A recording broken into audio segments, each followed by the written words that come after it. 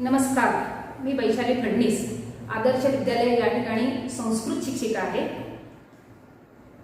आदर्श विद्यालयाच्या या YouTube चॅनलवर तुम्हा सर्व विद्यार्थी मित्रमैत्रिणींचं खूप स्वागत। आपण या कोविडच्या काळामध्ये प्रत्यक्ष भेटू शकलेलो नाहीये, एकमेकांशी संवाद साधू शकलेलो नाहीये, परंतु या YouTube चॅनलच्या माध्यमातून आपण एकमेकांशी हा संवाद साधण्याचा प्रयत्न करतो आहे। या काळामध्ये जो अभ्यास तुमच्यापर्यंत पोहोचायला पाहिजे तो पोहोचू शकलेला नाही आहे, म्हणून आपण या माध्यमातून हा पोहोचवण्याचा प्रयत्न करतो आहे। या YouTube चॅनलवर आपण सगळ्यांनी हे बघावं आणि याचा अभ्यास करावा असं अपेक्षित आहे। आपल्या या कोविडच्या काळामध्ये जो महत्त्वाचा भाग आहे तो तुमच्यापर्यंत पोहोचवण्यासाठी म्हणून हे प्रयोजन आहे। वर्ग 9वी आणि 10वी या दोघांनाही एक समान भाग जो आहे व्याकरणाचा तो म्हणजे समास। त्या समासाचा आज आपण अभ्यास करणार आहे। आपल्या संस्कृतच्या कृतीपत्रिकेमध्ये चतुर्थ विभाग जो आहे त्या चतुर्थ विभागामध्ये या समासाचा समावेश केलेला आहे। हे समास 2 गुणांकर्ता आहे, म्हणजे कोणतीही कृती जी आहे ती 2 गुणांकर्ताच आहे। त्यामुळे प्रत्येकच कृती ही महत्त्वाची ठरते, प्रत्येक विभाग हा महत्त्वाचा आहे। त्यामुळे आपण याचा अभ्यास करणार आहोत।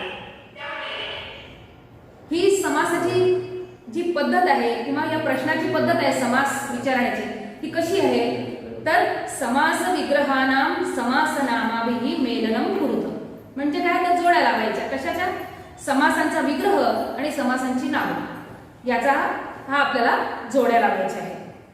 अशा प्रकारची ही पद्धत आहे। 9वीतही आपण त्याचा अभ्यास केलेला आहे, त्याच्यामुळे 9वीत आणि 10वीत सारख्याच प्रकारे आपल्याला ते प्रश्न सोडवायचे आहेत। आता या समासाचा अभ्यास करताना आपण लक्षात घ्यायचं आहे की हे समास म्हणजे नेमकं काय। समास म्हणजे काय तर संक्षेपः नाम समासः। संक्षेप म्हणजे छोटं करणं, कमी करणं, काय तर अनेक शब्द 2 किंवा 2पेक्षा जास्त शब्द एकत्रित करून नवीन शब्द तयार करणं, तोही अर्थपूर्ण, त्याला आपण समास म्हटलेला आहे। संस्कृतात त्याला म्हटलं संक्षेपः नाम समासः। संक्षेप म्हणजे छोटं रूप, अनेक शब्द एकत्रित करून एक छोटं रूप तयार करायचं, त्याला समास असं आपण म्हटलेलं आहे। आता हे समास म्हणजे काय आहे तर आपल्या संस्कृत भाषेचं महत्त्वपूर्ण वैशिष्ट्य मानलेलं आहे। समासः भाषायाः महत्त्वपूर्ण वैशिष्ट्य, आणि म्हणून या संस्कृत भाषेमध्ये किंवा कुठल्याही भाषेमध्ये ते सौंदर्य निर्माण करणारं हा समास आहे, म्हणून याचा आपण अभ्यास करतो आहे। आपल्या अभ्यासक्रमात त्याचा समावेश आहे। आता हे समास जे आहे त्या समासांचे मुख्य 4 प्रकार आहेत। ते कोणकोणते बघूया। पहिला अव्ययी भाव, अव्ययी भावः, तत्पुरुषः, तृतीया तु द्वन्द्वः, चतुर्थः तु बहुव्रीहि। अशा प्रकारे 4 भाग केलेले आहेत। आता आपण एक भागाचा अभ्यास लक्षात घ्यायचा आहे। आपण 9व्या वर्गात काही समासांचा अभ्यास केलेला आहे, अव्ययी भावाचा केलेला आहे, द्वंद्व समासाचा अभ्यास केलेला आहे। अव्ययी भाव समास हे जे समास आहे या समासांचे प्रकार कसे पडतात तर प्रत्येक समासामध्ये सामासिक शब्दे पदद्वयं भवति। प्रत्येक समासामध्ये 2 पद असतात। त्या पदांपैकी पहिलं पद आणि दुसरं पद, पूर्वपद आणि उत्तरपद याच्यापैकी कोणत्या पदाला प्राधान्य आहे त्याच्यावरून हा समासाचा प्रकार ठरतो।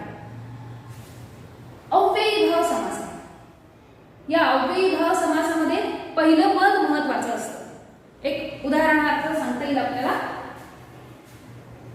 अव्ययी भाव समासाचं उदाहरण आपल्याला सांगता येईल यथाशक्ती असा शब्द, यथाशक्ती। आता याच्यामध्ये यथा हे पहिलं पद आणि शक्ती हे दुसरं पद, हे पूर्वपद आणि हे उत्तरपद। याच्यापैकी पहिल्या पदाला प्राधान्य आहे, पहिलं पद महत्त्वाचं आहे, म्हणून हा अव्ययी भाव समास होतो। त्याशिवाय अव्ययी भाव समासाचं अजून एक वैशिष्ट्य असं की जसं पहिलं पद महत्वाचं असतं, पूर्वपद महत्वाचं असतं, तसंच ते अव्यय असतं, म्हणून तो अव्ययी भाव समास असतो. आता आपल्याला दुसरा समास जो आहे तो तत्पुरुष समास आहे. आता आज आपण या तत्पुरुष समासाचा अभ्यास करणार आहोत. तत्पुरुष समासाचं वैशिष्ट्य.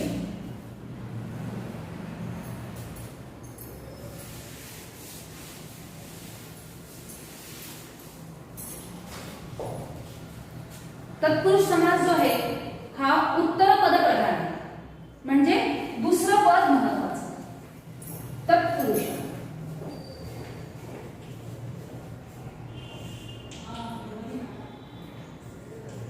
उत्तर पद प्रधान म्हणजे दुसरे पद महत्वाचे.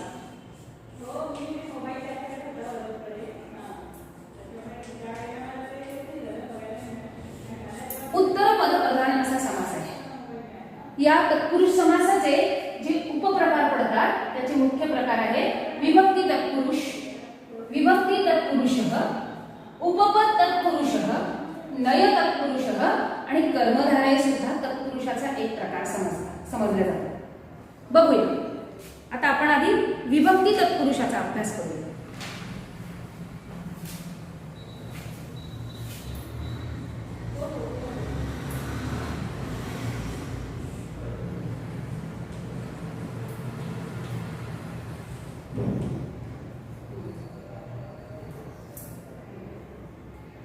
विभक्ती तत्पुरुषाचा अभ्यास करू आपण. विभक्ती तत्पुरुष म्हणजे काय, तर जसं आपण बघितलं की प्रत्येक समासाचे दोन पद असतात. समासः पदद्वयं भवति. त्या दोन पदांना जोडणारी जी विभक्ती असेल ती विभक्ती जी कोणती असेल त्या विभक्तीचं नाव तत्पुरुष समासाला दिलं जातं. उदाहरणार्थ आपल्या अभ्यासपत्रामध्ये अनेक काय समास दिलेले आहेत, ते समास बघूया आपण, म्हणजे आपल्याला ताबडतोब कळेल की जसं क्षेत्रपती,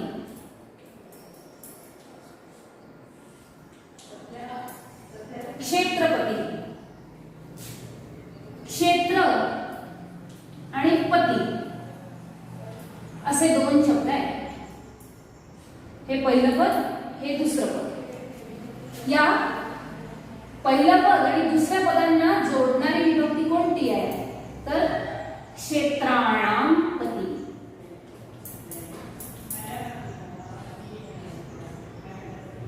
क्षेत्राणाम पती ही कोणती विभक्ती आहे, षष्ठी विभक्ती.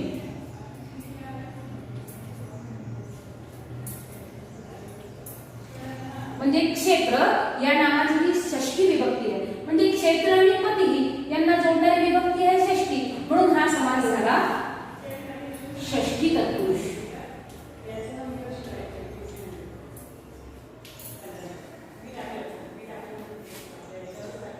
चिंताकुलः असा एक समास आपल्याला आपल्या पाठामध्ये आलेला आहे. चिंताकुल,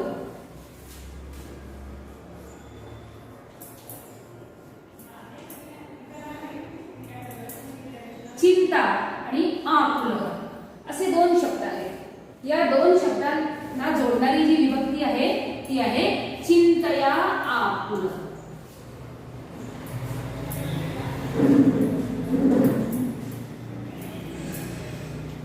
म्हणजे चिंता या चिंतेने व्याकुळ. चिंता या शब्दाची तृतीया विभक्ती वापरलेली आहे, म्हणून हा झाला ही तृतीया विभक्ती आहे, म्हणून हा समास झाला तृतीया तत्पुरुष.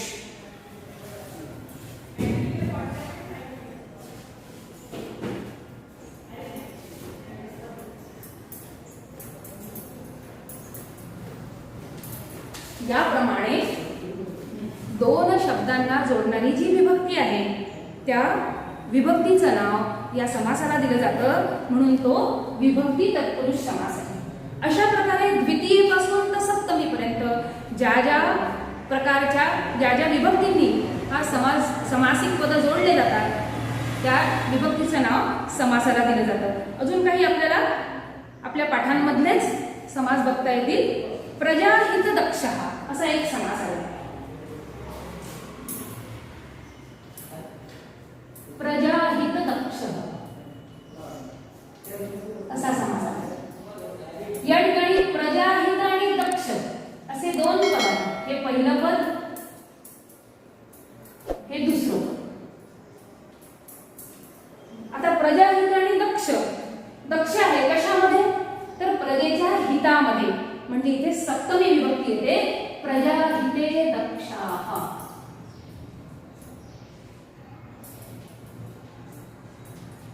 म्हणजे इथे सप्तमी विभक्ती आहे म्हणून हा सप्तमी तत्पुरुष समास.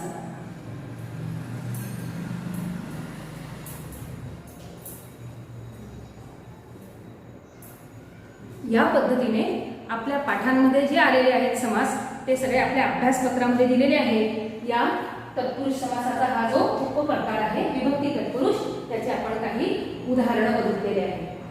त्यानंतर आता थोडं बघूया आपण अभ्यासाने हे सगळं करू शकणार आहे. आता पुढे आपण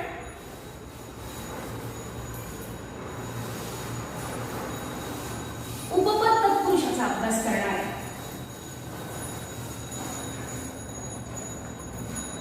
उपपद तत्पुरुषाचा आपण अभ्यास करूया.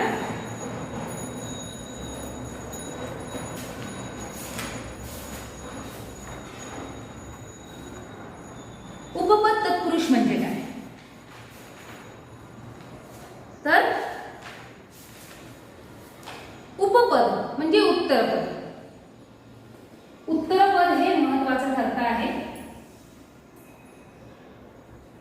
उत्तरपद हे जर क्रियेपासून तयार झालेलं असेल, ज्याला आपण कृदंत असं म्हणतो, उत्तरपद हे जर क्रियेपासून तयार झालं असेल तर तो उपपद तत्पुरुष समास होतो.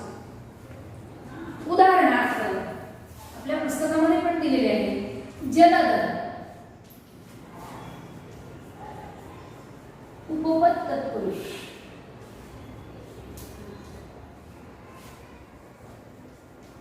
उत्तरपद कृदंत म्हणजे धातूपासून तयार झालं.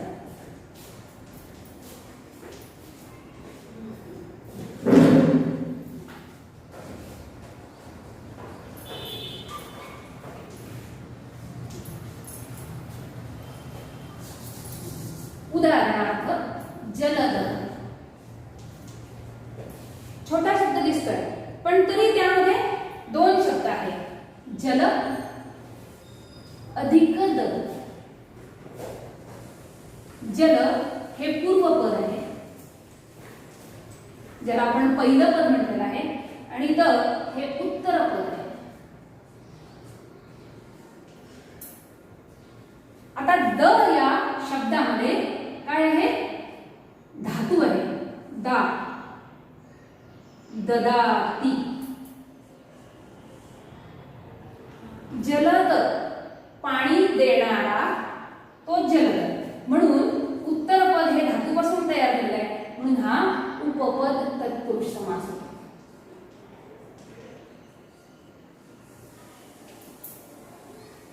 असे अनेक उदाहरणं आपल्या या पुस्तकामध्ये दिलेले आहेत. आपल्याला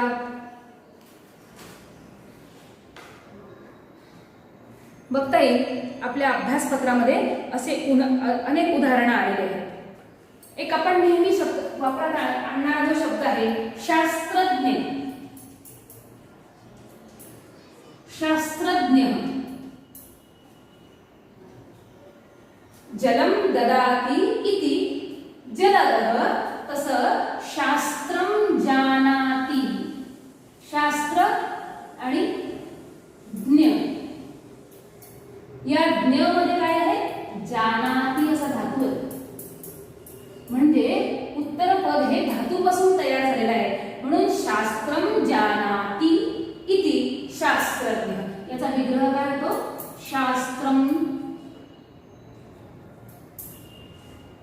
जानाति इति. इति शास्त्रज्ञ. अशा प्रकारे आपल्याला काही उदाहरणं या आपल्या पाठामध्ये आलेले आहेत ते आपल्याला विचारले जातात. त्यानंतर बघा काही अजून आपल्याला काही उदाहरणं नेहमी असतात. चित्रकार, कुंभकार, कुंभम करोति इति, म्हणजे कुंभ आणि कर मध्ये काय आहे, करोति हा धातू आहे, क्रियापद आहे, त्यामुळे तो उपपद पुरुष समास होतो. त्याचा विग्रह कसा होतो, कुंभम करोति इति कुंभकार, चित्रम करोति इति चित्रकार. असे अनेक उदाहरणं आपल्याला सापडतील, आपल्या पुस्तकामध्ये सापडतील. एक वृक्षाला आपण पादपह असा शब्द वापरतो. पादपह, त्यात दोन भाग कोणते आहेत, पहिलं पद आहे पाद आणि पह.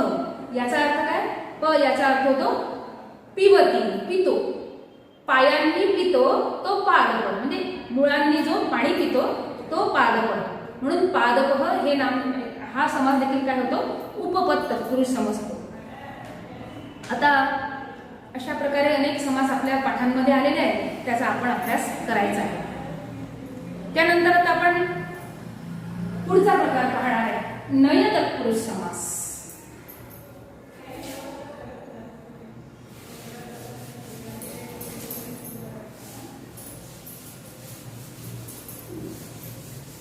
नय तत्पुरुष समासामध्ये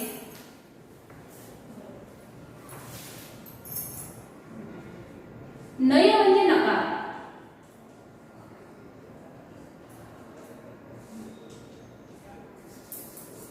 नय म्हणजे नकार किंवा नाही.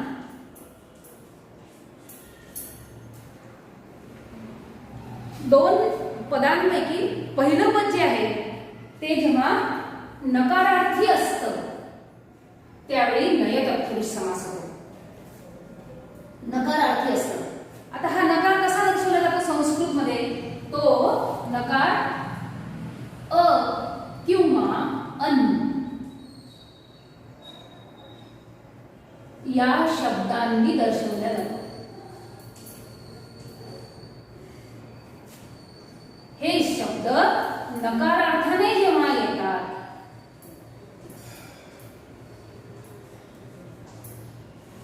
पूर्वपदी येतात,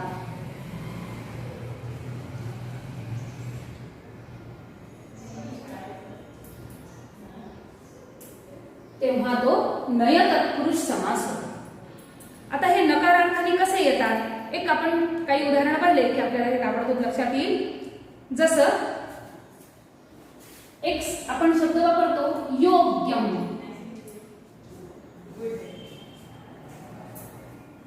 याच्या विरुद्धार्थी शब्द आपण वापरतो अयोग्यम.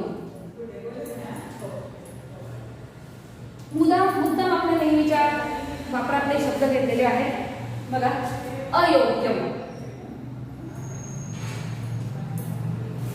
आता या ठिकाणी अ आणि योग्यम असे दोन पद आहेत. पहिलं पद जे आहे आपल्या नियमानुसार, पहिलं पद अ या शब्दाने नकार दर्शवत आहे, म्हणजे अयोग्यम, योग्यम न, जे योग्य नाही ते अयोग्य. म्हणून हा नय तत्पुरुष समासाचा एक उदाहरण आहे.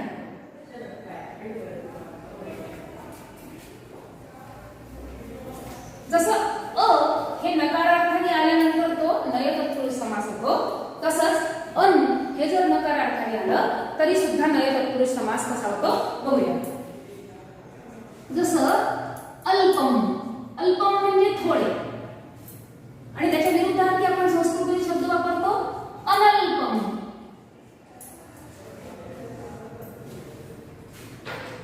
असं लक्षात येतं की या ठिकाणचे दोन पद कोणते कोणते वेगवेगळे आहेत ते अन आणि अल्पम. हे पहिलं पद, दुसरं पद. आपल्या नियमानुसार अन हा शब्द जर पूर्व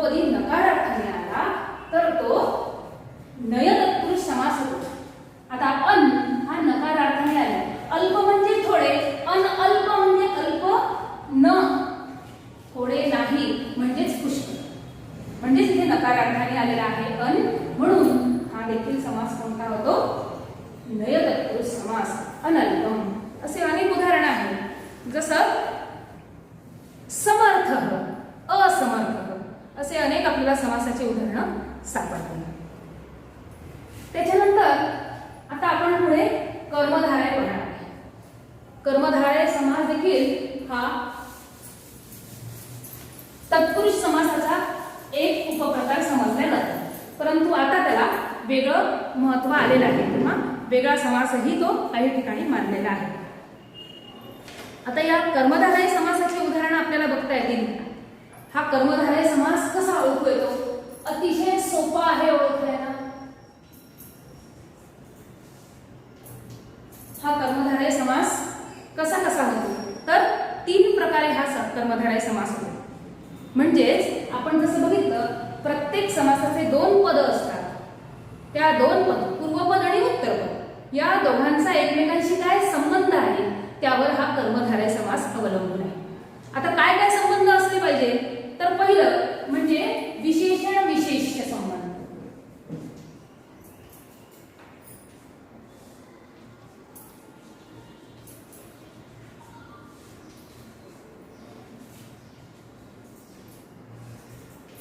विशेषण विशेष्य संबंध म्हणजे काय?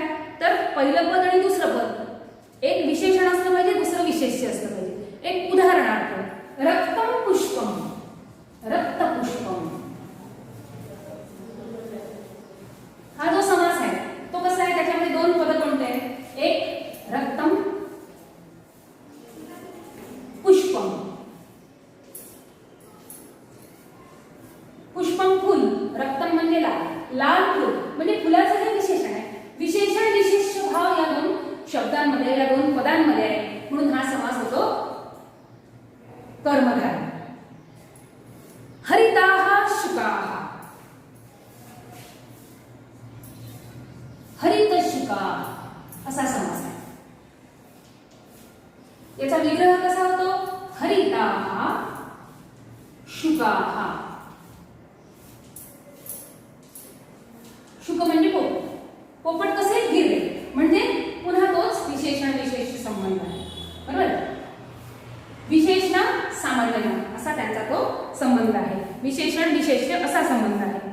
स्थूल पुरुषाः, स्थूल पुरुष, स्थूल पुरुषाः, स्थूल पुरुष.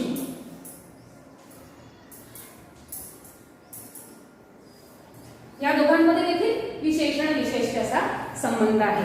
अशा प्रकारे आपल्या पाठांमध्ये आलेले अनेक कर्मधारय समासाचे उदाहरण आहे. आपल्या अभ्यासपत्रामध्ये देखील दिलेले आहे. जसं आपल्या चतुर्थ पाठामध्ये परमाणु असा एक शब्द आलेला आहे. परमः अणुः परमाणु.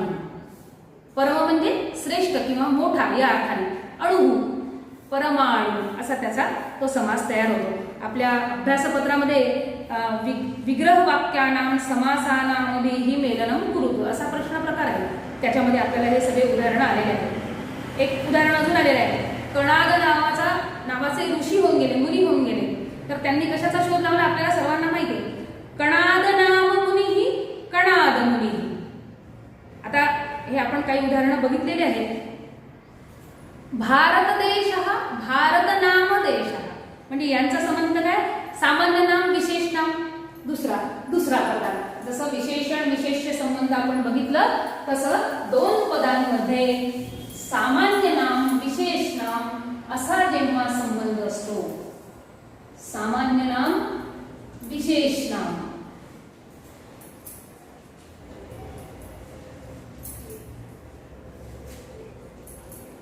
असा जेव्हा संबंध असतो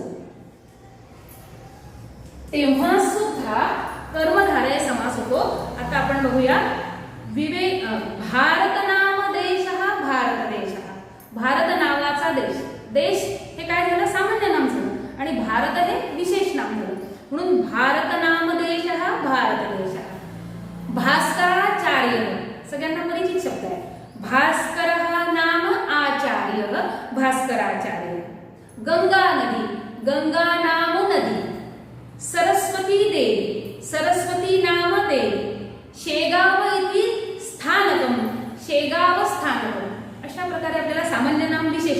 असा संबंध असताना सुद्धा हा कर्मधारय समास कसा तयार होतो हे बघितलं. त्यानंतर तिसरा भाग जो आहे ते दोन पदांमध्ये उपमेय उपमान किंवा उपमान उपमेय असा जेव्हा संबंध असतो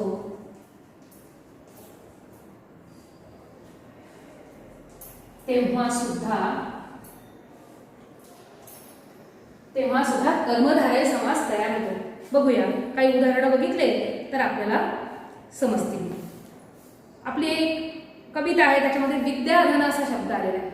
विद्याधनम, विद्या एव धनम.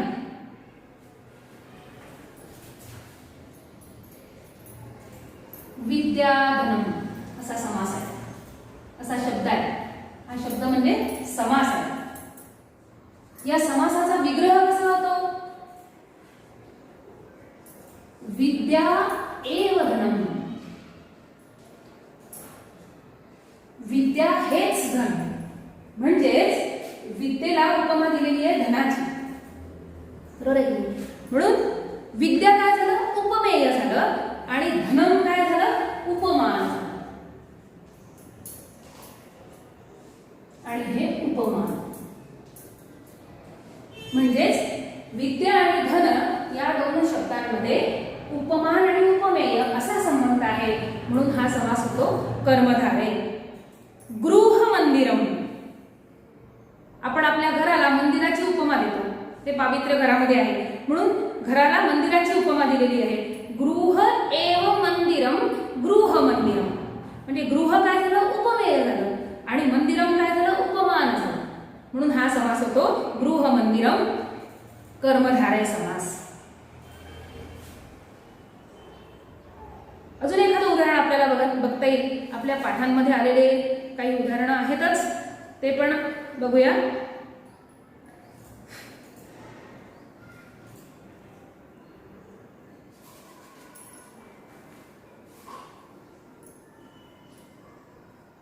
सूक्ष्मकणः, सूक्ष्माः कणाः हा देखील कर्मधारय समास होतो.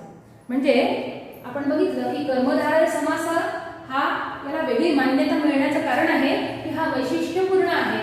म्हणून त्याला आता तत्पुरुष समासाचा उपप्रकार मानतात काही लोक, काही वेगळा प्रकार मानतात. तर तो कर्मधारय समास वैशिष्ट्यपूर्ण असल्यामुळे पुन्हा एकदा लक्षात द्यायचं आहे, विशेषण विशेष्य संबंध असेल दोन पदांमध्ये तर तो कर्मधारय समास होतो. सामान्य नाम विशेष नाम असा संबंध असेल तर तो कर्मधारय समास होतो. उपमान आणि उपमेय असा संबंध असेल तर तो कर्मधारय समास होतो. अशा प्रकारे या समासाचे जे प्रकार आहेत त्याच्यापैकी आज आपण तत्पुरुष समासाचा अभ्यास केलेला आहे आणि त्याच्या इतर उपप्रकारांचा आपण अभ्यास केलेला आहे. या सर्वांचा समावेश आपल्या अभ्यासक्रमात आहे. जोड्या लावण्यासाठी म्हणून हा प्रश्न प्रकार आपल्याला असतो आणि त्याच पद्धतीने आपण विग्रह करायला शिकलं पाहिजे आणि त्या समासाची ओळख करून घेतली पाहिजे. आपल्या पुस्तकामध्ये असलेल्या सगळ्या अभ्यासपत्रांमध्ये जिथे जिथे समास दिलेला आहे त्या सगळ्यांचा आपण चांगल्या प्रकारे अभ्यास करायचा आहे. धन्यवाद.